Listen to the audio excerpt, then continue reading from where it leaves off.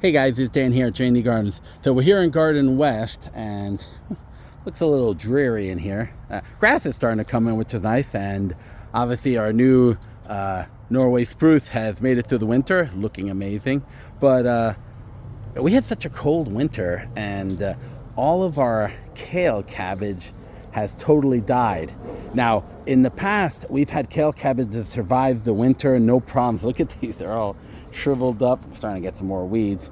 We're gonna have to start working on this, but the temperature's been hasn't been ideal, and when it is, we just have so much other work to do. But what I was getting at is these kale cabbage, some of them are still alive, other ones just look like nothing. And these were really, if you saw videos earlier in the when we did it in the late fall, they look great, and sometimes they've survived. We've actually dug them up and still alive come the spring, but this year was particularly cold in New Jersey, just constantly cold, and they just didn't have a chance. Looked terrible.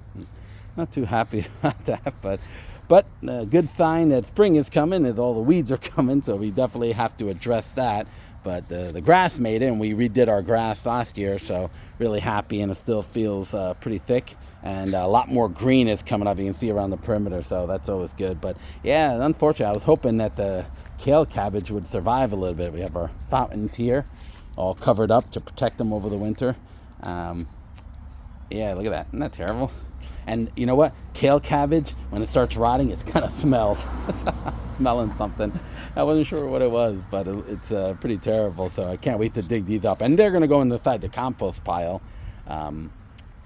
So nothing's going to go to waste. But it's just a shame. Like I said, we've dug them up in the spring, and they've survived. And I don't know if you remember a video that I did earlier in the year.